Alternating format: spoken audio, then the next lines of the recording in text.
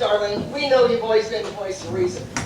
That's what we call you every morning. So we're not real sure about that, but that's what we call you.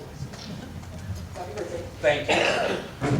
I have to admit, though, when I first met you, I was about as nervous as I am tonight. I talk on the radio every day, but I don't see anybody, so this is a little bit different. But I was nervous, even a little scared, because I heard stories about you. I thought I had to walk on eggshells. You were just a little cranky. That would be the word. And you liked to bark a lot. Because I got barked at. But it didn't take me long to figure out that bark was worse than bark. The first time that I realized it was when I was trying to sell advertising. There was a problem with one of my clients. One that was an easy fix. It took a short apology by you, a little PR work from me, and by golly, it all worked out.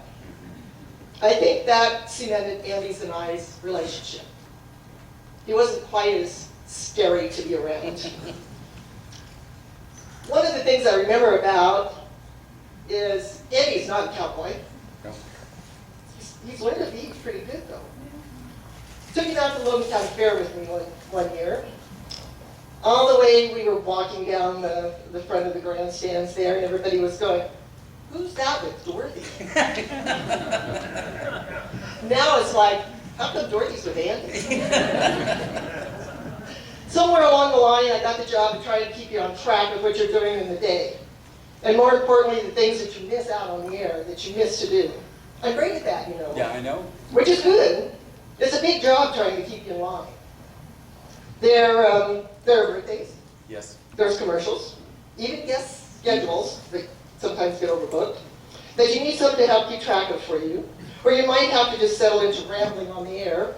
Or even dead air, which we know can happen. Yeah.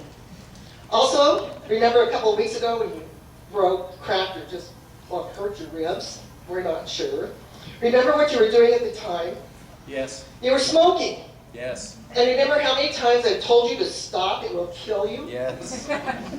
You think that is a coincidence? No. It's not.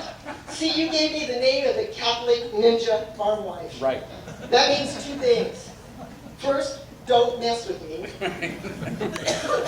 And secondly, I have God on my side. Yeah. So next time you go to light a cigarette, just remember that. There are still other ways that I can strike. Do you remember the first time I left you speechless on the air? Yes. I think the conversation was something about me being very cold-blooded, which all of you probably know that if you listen to the radio. And I told you I was probably the only woman in the world waiting for hot flashes.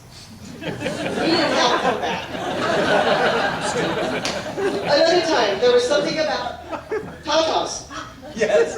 But in my defense, I was talking about a car. The Tata Motors. I don't know where you were going. Well, But you know me. I can't leave without saying something nice about you. okay. Get it. And it's been great to be knowing you and working with you over the years. You've become a friend, and I do appreciate it. But remember, I'm not your secretary. Okay.